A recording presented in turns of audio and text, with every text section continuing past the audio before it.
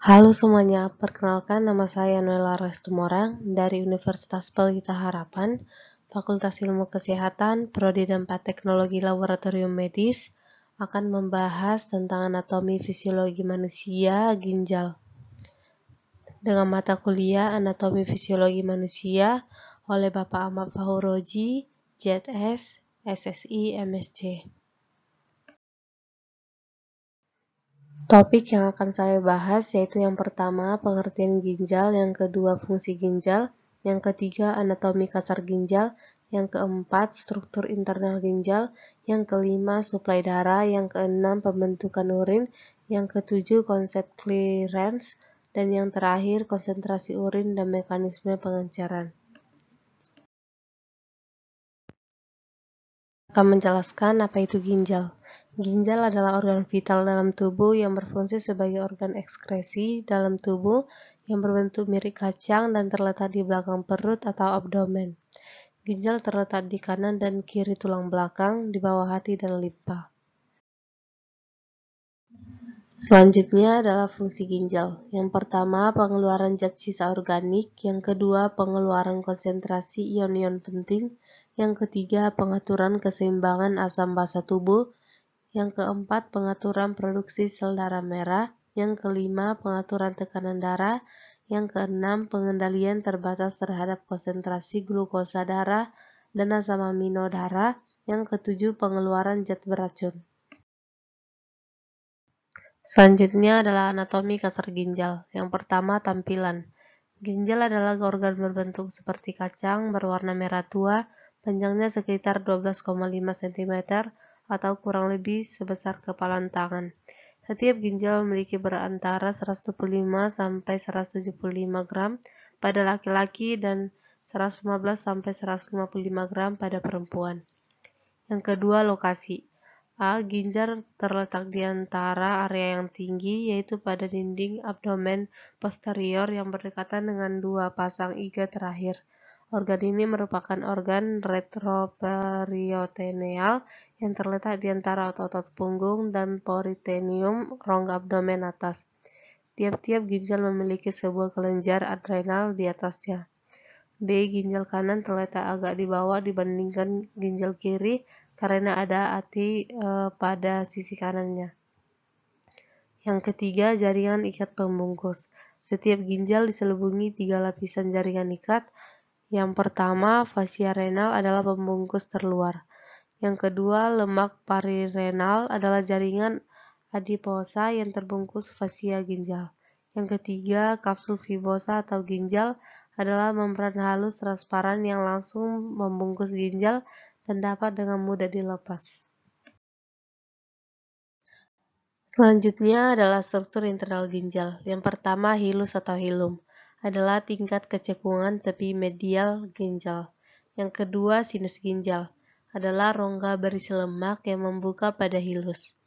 Sinus ini berbentuk pelekatan untuk jalan masuk dan keluar ureter, vena, dan arteri renalis, saraf dan limfatik. Yang ketiga, pelvis ginjal adalah perluasan ujung proksimal ureter. Ujung ini berkelanjutan menjadi 2-3 kaliks mayor, yaitu rongga yang mencapai gladular, bagian penghasil urin pada ginjal. Setiap kaliks mayor bercabang menjadi beberapa 8-18 kaliks minor. Yang keempat, parenkim ginjal adalah jaringan ginjal yang melindungi struktur sinus ginjal. Jaringan ini terbagi medula dalam dan korteks luar, yaitu yang pertama medula, terdiri dari massa trianular yang disebut piramida ginjal. Yang kedua, korteks tersusun dari tubulus dan pembuluh darah nefron yang merupakan unit struktural dan fungsional ginjal. Yang kelima, ginjal terbagi lagi menjadi lobus ginjal. Setiap lobus terdiri dari satu piramida ginjal, kolumna yang saling berdekatan dan jaringan korteks yang melapisinya. Adalah struktur nefron. Satu ginjal mengandung lebih dari 1 juta nefron yang merupakan unit pembentuk urin. Setiap nefron memiliki satu komponen vaskular atau kapiler dan satu komponen tubular. Yang kedua, glomerulus adalah gulungan kapiler yang dikelilingi kapsul epitel berdinding ganda disebut sebagai kapsul Bowman. Glomerulus dan kapsul Bowman bersama-sama membentuk sebuah korpuskel ginjal, yaitu A. Lapisan visceral kapsul Bowman adalah lapisan internal epitelium. Yang pertama, setiap sel podosit melekat pada permukaan luar kapiler glomerular melalui beberapa prosesus primer panjang yang mengandung prosesus sekunder yang disebut prosesus kaki atau pedikel atau kaki kecil. Yang kedua, pedikel berinterdigitasi atau saling mengunci dengan prosesus yang sama dari podosit tetangga. Yang ketiga, barir filtrasi glomerular adalah barir jaringan yang memisahkan darah kapiler glomerular dari ruang dalam kapsul Bowman.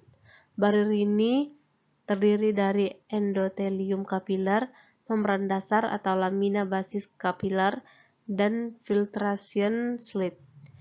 B. Lapisan parental kapsul Bowman membentuk tepi terluar korpuskel ginjal. Yang pertama, pada kutub vaskular, korpuskel ginjal arteriola afferent masuk ke glomerulus dan arteriole efferent keluar dari glomerulus.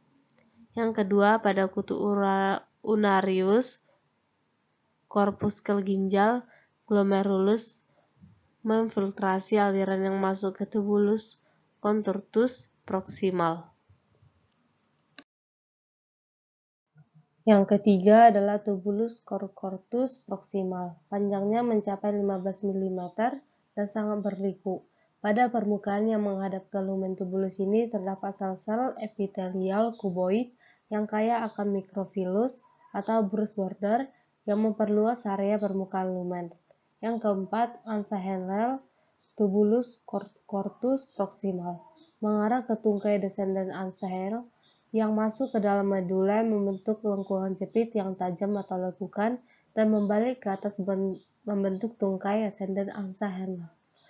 A. Nephron cortex. Terletak di bagian terluar korteks, nefron ini memiliki lekukan pendek yang memanjang ke sepertiga bagian atas medula. B. Nephron juxtamedular. Terletak di dekat medula, nefron ini memiliki lekukan panjang yang menjulur ke dalam piramida medula. Yang kelima, tubulus contortus distal. Juga sangat berliku, panjangnya sekitar 5 mm dan membentuk segmen terakhir nefron. A. Di sepanjang jalurnya, tubulus ini bersentuhan dengan dinding arteriole afferent. Bagian tubulus yang bersentuhan dengan arteriole mengandung sel-sel termodifikasi yang disebut makula densa. Makula densa berfungsi sebagai satuan kemoreseptor dan distimulasi oleh penurun ion natrium. B. Dinding arterial afferent yang bersebelahan dengan makula densa mengandung sel-sel otot polos termodifikasi yang disebut sel juxtaglomerular. Sel ini distimulasi melalui penurunan tekanan darah untuk memproduksi renin. Yang C. Makula densa, sel juxtaglomerular, dan sel mesangiumal saling bekerja sama untuk aparatus juxtaglomerular yang penting dalam pengaturan tekanan darah. Yang keenam, tubulus dan ductus pengumpul. Karena setiap tubulus pengumpulan berdesenden di korteks, maka tubulus tersebut akan mengalir ke sejumlah tubulus contortus distal. Tubulus pengumpulan membentuk ductus pengumpulan besar yang lurus, ductus pengumpulan membentuk tuba yang paling besar yang mengalirkan urin ke kaliks minor. Kaliks minor bermuara ke dalam pelvis ginjal melalui kaliks mayor. Dari pelvis ginjal, urin dialirkan ke ureter yang mengarah ke kantong kemih.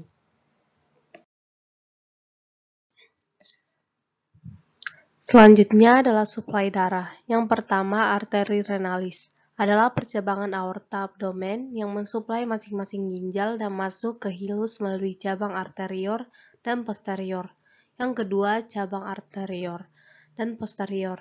Arteri renalis membentuk arteri-arteri interlobularis yang mengalir di antara piramida-piramida ginjal. Yang ketiga, arteri arcuata berasal dari arteri interlobaris pada area pertemuan antara korteks dan medula. Yang keempat, arteri interlobularis merupakan percabangan arteri aquata di sudut kanan dan melewati korteks. Yang kelima, arteriol aferen berasal dari arteri interlobularis. Satu arteriol aferen membentuk sekitar 50 kapiler yang membentuk glomerulus. Yang keenam, arteri eferen meninggalkan setiap glomerulus dan membentuk jaringan kapiler lain. Kapiler peritubular yang mengelilingi tubulus contrus distal dan proksimal untuk memberi nutrien dan tubulus tersebut mengeluarkan zat-zat direabsorpsi. A. Arteriol eferen dari glomerulus nefron. Korteks memasuki jaringan kapiler peritubular yang mengelilingi tubulus contortus distal dan proksimal pada nefron tersebut. B. Arteriol eferen dari glomerulus pada nefron juxta. Glomerulus memiliki perpanjangan pembuluh kapiler panjang yang lurus disebut vasa resta yang berdesenden ke dalam piramida medula. Lekukan vasa rekta membentuk lengkungan jepit yang melewati ansa Henle. Lengkungan ini memungkinkan terjadinya pertukaran zat antara ansa Henle dan kapiler serta memegang peranan dalam konsentrasi urin. Yang ketujuh, kapiler peritubular mengalir ke dalam vena korteks yang kemudian menyatu dan membentuk vena interlobularis. Yang kedelapan, vena arcuata menerima darah dari vena interlobularis. Vena arcuata bermuara ke dalam vena interlobaris yang bergabung untuk bermuara ke dalam vena renalis. Selanjutnya adalah pembentukan urin. Ginjal memproduksi urin yang mengandung zat sisa metabolik dan mengatur komposisi cairan tubuh melalui 3 proses utama, yaitu yang pertama, filtrasi glomerulus. Filtrasi glomerulus adalah perpindahan cairan dan zat terlarut dari kapiler glomerular dalam gradien tertekan tertentu ke dalam kapsul Bowman. Filtrasi ini dibantu oleh faktor sebagai berikut. A. Membran kapiler glomerular lebih permeabel dibanding kapiler lain dalam tubuh sehingga filtrasi berjalan dengan sangat cepat.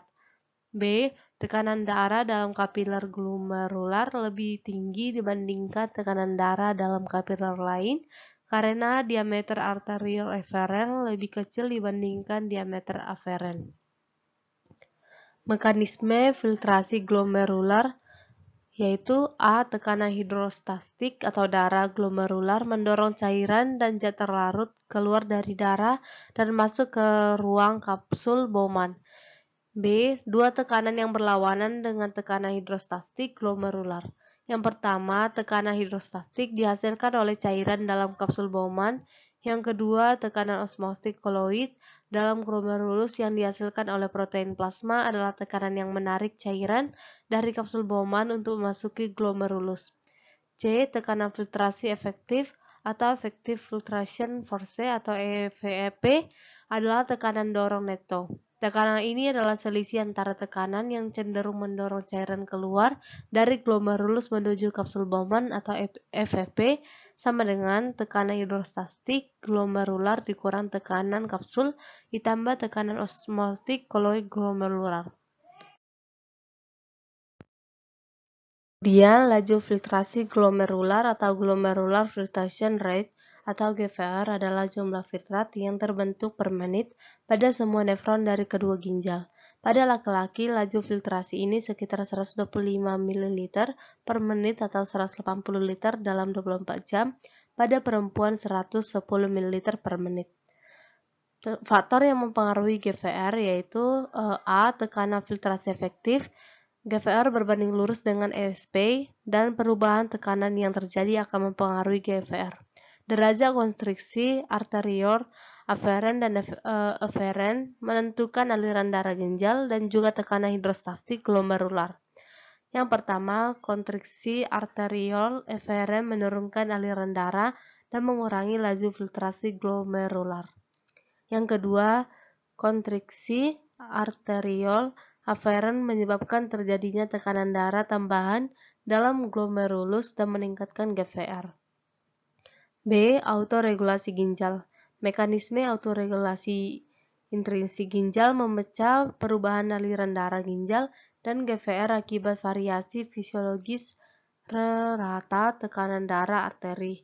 Autoregulasi seperti ini berlangsung pada rentan tekanan darah lebar antara 80 sampai 180.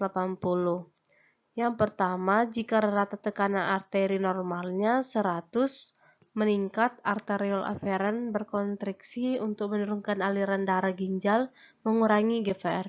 Jika rata tekanan darah arteri menurun, terjadi vasodilatasi arteriol aferen untuk meningkatkan GVR. Dengan demikian, perubahan-perubahan mayor pada GVR dapat dipecah. Yang kedua, autoregulasi melibatkan mekanisme umpan balik dari reseptor-reseptor peregang dalam dinding arteriol dan dari aparatus juxtaglomerular. Yang ketiga adalah di samping mekanisme autoregulasi ini, peningkatan tekanan arteri dapat sedikit meningkat GVR karena begitu banyak filter glomerular yang dihasilkan sehari. Perubahan yang terkecil pun dapat meningkatkan haruaran urin. C. Stimulasi simpatis. Suatu peningkatan impuls simpatis, seperti yang terjadi saat stres, akan menyebabkan kontriksi arteriol aferen, menurunkan aliran darah ke dalam glomerulus, dan menyebabkan penurunan GVR. B. Obstruksi aliran urinaria. Oleh batu ginjal atau batu dalam ureter akan meningkat tekanan hidrostatik dalam kapsul Bowman dan menurunkan GVR. E. Kelaparan. Dia sangat rendah protein atau penyakit hati. Akan menurunkan tekanan osmotik koloid darah sehingga meningkatkan GVR. F. Berbagai penyakit ginjal dapat meningkatkan permeabilitas kapiler glomerular dan peningkatan GVR. Yang kelima, komposisi filtra glomerula.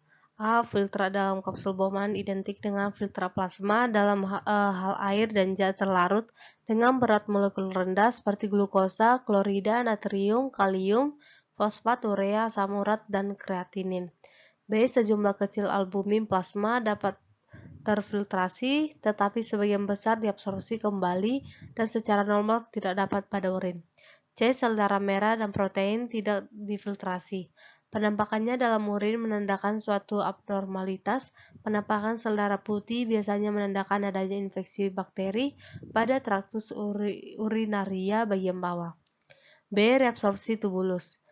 Sebagian besar filtrat 99% secara selektif direabsorpsi dalam tubulus ginjal melalui difusi pasif, gradien kimia atau listrik.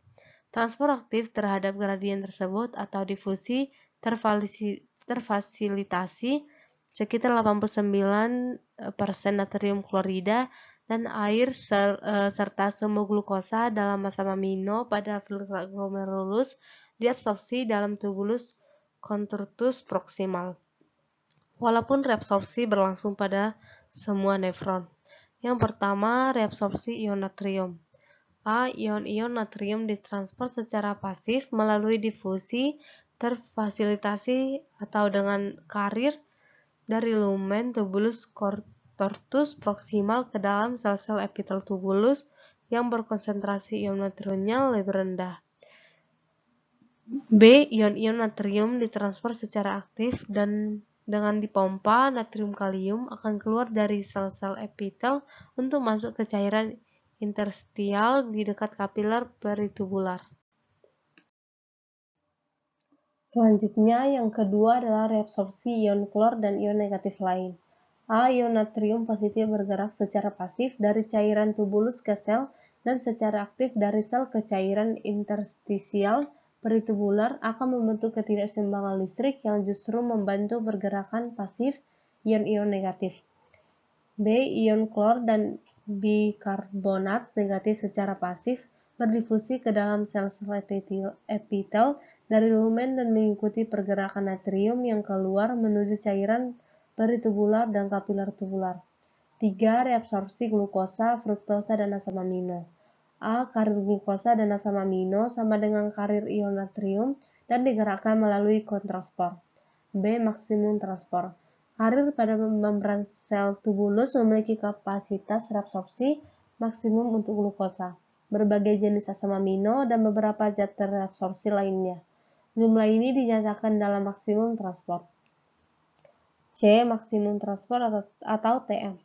Untuk glukosa adalah jumlah maksimum yang dapat ditransport atau reabsorpsi per menit, yaitu sekitar 200 mg glukosa atau 100 ml plasma. Jika kadar glukosa darah melebihi nilai TM-nya, berarti melewati ambang plasma ginjal sehingga glukosa muncul di urin atau glikosuria.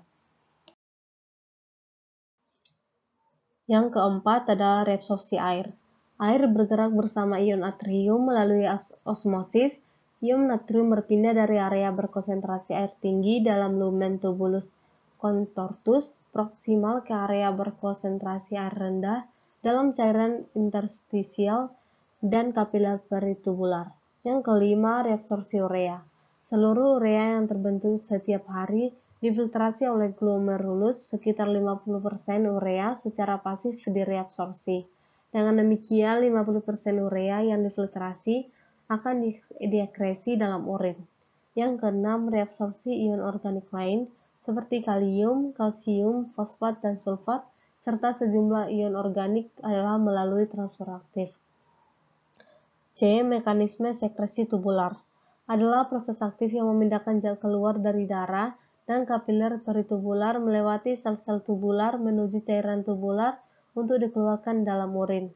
Yang pertama, zat-zat seperti ion hidrogen, kalium, dan amonium, produk akhir metabolik kreatinin, dan asam hirufat, serta obat-obat tertentu atau penisilin secara aktif disekresikan ke dalam tubulus. Yang kedua, ion hidrogen dalam amonium diganti dengan ion natrium dalam tubulus contortus distal dan tubulus pengumpul. Sekresi tubular yang selektif terhadap ion hidrogen dan amonium membantu dalam pengaturan pH plasma dan keseimbangan asam basa cairan tubuh. Yang ketiga, sekresi tubular merupakan suatu mekanisme yang penting untuk mengeluarkan zat-zat kimia asing atau yang tidak diinginkan. Kemudian yang akan saya bahas yaitu konsep clearance. A. Ginjal berfungsi untuk membersihkan plasma darah dari zat-zat buangan seperti urea dan buangan nitrogen non-protein lain yang terbentuk sebagai hasil proses metabolik. Jika plasma tersaring saat melalui glomerulus dan bergerak melalui tubulus nefron, plasma akan menjadi bersih dari zat-zat yang tidak terabsorpsi ulang atau hanya sebagian terabsorpsi ulang. B. Plasma clearance dinyatakan dalam mililiter per menit adalah volume darah per menit yang telah bersih dari zat. Volume ini dapat dihitung dengan memakai rumus sebagai berikut, yaitu plasma clearance atau mililiter per menit sama dengan laju ekskresi urinaria per konsentrasi plasma. Yang pertama, contoh plasma clearance terhadap urea. Jika jumlah urea yang memasuki urin per menit adalah 12 mg atau laju ekskresi urinaria dalam konsentrasi urea dalam plasma 0,2 mg per mililiter atau konsentrasi plasma clearance terhadap urea adalah 60 per menit. Yang kedua, dengan demikian hanya separuh lebih sedikit urea yang difiltrasi melalui glomerulus dalam setiap aliran yang diekskresi dalam urin. Selanjutnya adalah konsentrasi urin dan mekanisme pengenceran. A. Volume urin. Volume urin yang dihasilkan setiap hari bervariasi dari 600 ml sampai 2500 ml lebih. Yang pertama, jika volume urin tinggi, zat buangan diekskresi dalam larutan encer, hipotonik atau hiposmotik terhadap plasma. Berat jenis urin mendekati berat jenis air sekitar 1003. Yang kedua, jika tubuh perlu menahan air, maka urin yang dihasilkan kental sehingga volume urin yang sedikit tetap mengandung jumlah zat buangan yang sama yang harus dikeluarkan. Konsentrasi zat terlarut lebih besar urin hipertonik atau hiperosmotik terhadap plasma, dan berat jenis urin lebih tinggi di atas 1030. B. Pengaturan volume urin. Produksi urin kental yang sedikit atau urin encer yang lebih banyak diatur melalui mekanisme hormon dan mekanisme pengkonsentrasi urin ginjal. Yang pertama, mekanisme hormonal. A. Antidiuretik hormon atau ADH. Meningkatkan permeabilitas tubulus contortus distal dan tubulus pengumpul terhadap air sehingga mengakibatkan terjadinya reabsorpsi dan volume urin yang sedikit. Yang pertama, sisi sintetis dan sekresi. ADH disintetis oleh badan sel saraf, serabut saraf hipofisis posterior. ADH kemudian dilepas sesuai impuls yang sampai pada serabut saraf.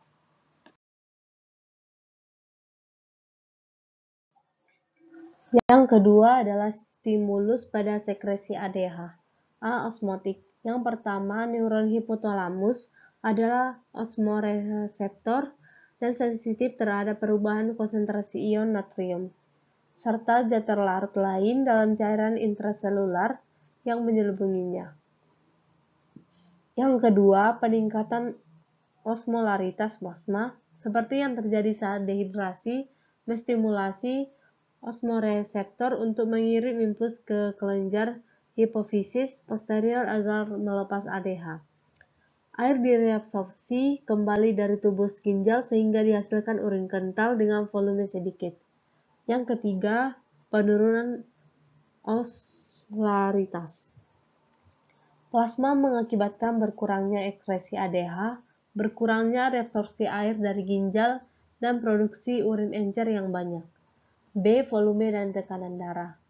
Baroreseptor dalam pembuluh darah atau di vena, atrium kanan dan kiri, pembuluh pulmonari, sinus karotid, dan lengkungan aorta. Memantau volume darah dan tekanan darah.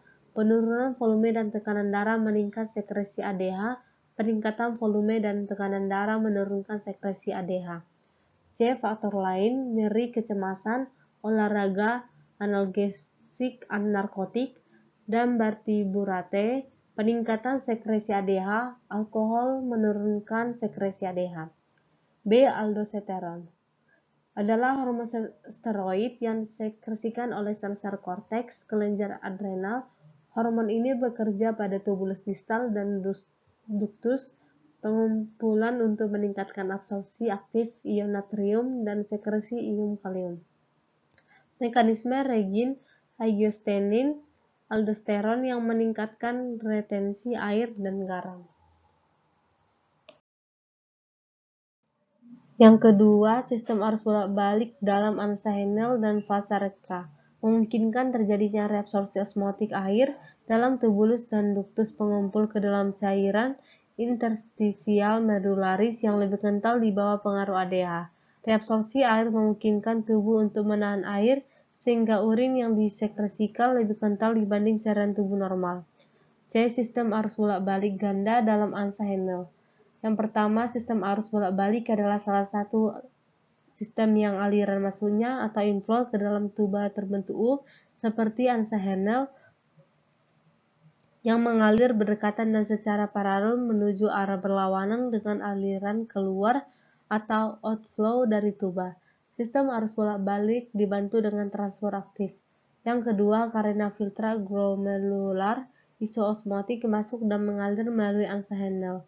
Filtra tersebut akan semakin kental atau hiperosmotik di bagian atas dasar lengkungan. Yang A. Tungkai desain Ansa-Henel sangat permeabel terhadap air dan relatif impermeabel terhadap zat terlarut seperti NaCl. Tungkai ini tidak secara aktif mentransfer setiap zat. B. Tungkai asen impermeabel terhadap air, tetapi permeabel terhadap NaCl. Ion klor secara aktif memompa filter keluar tungkai ascendant menuju cairan interstisial peritubular yang diikuti dengan aliran ion natrium karena tarikan listrik ion klor negatif. Hal ini meningkatkan konsentrasi osmotik NaCl dalam cairan interstisial. C. Akibat peningkatan osmolaritas cairan interstisial, Aliran bergerak keluar tungkai desen dan lengkungan menuju cairan interstial tubular melalui proses osmosis. Osmolaritas cairan ini meningkat sampai mencapai konsentrasi maksimum 1200 miliosmol per liter. D. Karena filtrat bergerak di sepanjang tungkai ascendant, kandungan ion natriumnya pun semakin berkurang. NaCl berdifusi secara pasif keluar lengkung di awal tungkai ascendant dan secara aktif ditransfer keluar saat filtrat melewati tungkai ascendant. Karena tungkai ascendant impermeabel terhadap air, maka air tidak ikut keluar, dan cairan tubular kemudian menjadi lebih encer atau hiposmotik saat menanjak menuju korteks. Sebagian NaCl yang keluar dari tungkai ascendant ke cairan interstial berdifusi ke dalam tungkai descendant sehingga memperbesar konsentrasi zat terlarut dalam tungkai descendant. Juga NaCl baru dalam filtrat glomerular terus bergerak ke dalam inflow tubulus untuk dikeluarkan dari tungkai ascendant ke cairan interstial peritubular. Dengan demikian, mekanisme daur ulang ini menggandakan konsentrasi NaCl. Akibatnya adalah cairan interstial yang menyelubungi angsa Hendel mengandung garam berkonsentrasi tinggi, seperti halnya filtrat dalam ascendant Hendel, gradien konsentrasi vertikal dari korteks atau isoosmotik ke medula atau hiperosmotik dalam dapat dipertahankan. 3. Daur ulang medularis terhadap urea membantu mempertahankan gradien konsentrasi vertikal dalam cairan interstial angsa Hendel. Urea berdifusi secara pasif keluar dari ductus pengumpulan menuju cairan interstial medular. Sebagian urea berdifusi dari cairan medularis ke dalam tungkai descendant. Dengan demikian, urea disirkulasi ulang di antara tubulus pengumpul dan tungkai descendant berkonsentrasi tinggi. Urea dalam cairan interstial medularis berkontribusi terhadap osmolaritasnya. Hal itu meningkatkan pergerakan osmotik air keluar dari tungkai descendant dan meningkatkan konsentrasi NaCl filtrat dalam tungkai descendant. D. Mekanisme pertukaran arus bolak-balik.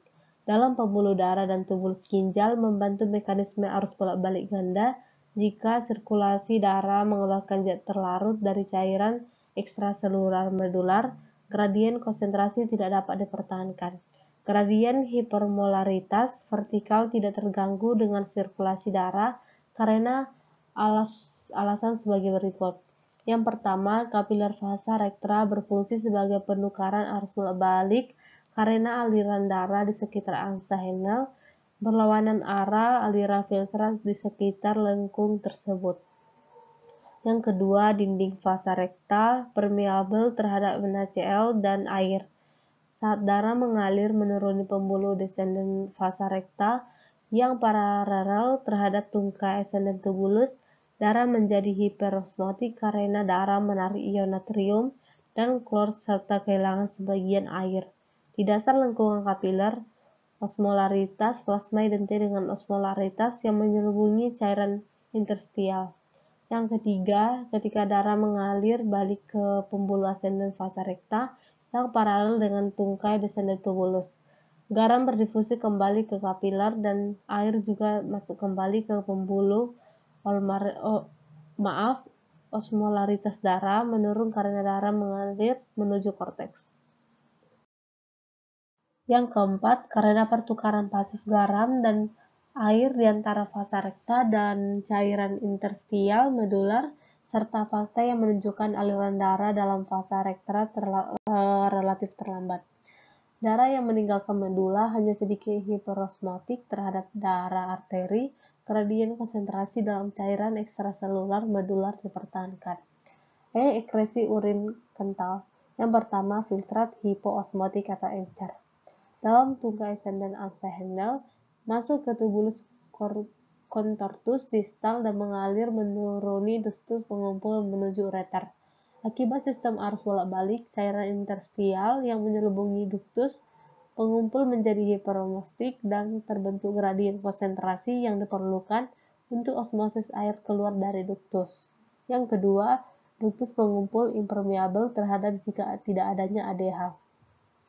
Air akan keluar dari duktus pengumpul melalui osmosis jika ada ADH. Yang ketiga, ANSA Handle yang panjang diperlukan agar sistem pengendaan dan pertukaran arus bolak-balik dapat bekerja. Contohnya adalah ikan. Ikan tidak memiliki ANSA Handle dan binatang dengan ANSA Handle yang pendek berenang-renang. F. Ekresi urin encer. Jika ADH tidak ada, duktus pengumpulan hampir tidak tertembuk air. Resorpsi tambahan zat terlarut dalam tubulus distal dan bular sampai yang terendah antara 60–70 mOSR per liter. Urin encer yang masuk pelvis ginjal akan diekresikan. Demikian video pembahasan saya mengenai anatomi fisiologi manusia ginjal. Semoga video ini bermanfaat. Jika ada kesalahan saya dalam perkataan, mohon dimaafkan. Sekian dan terima kasih.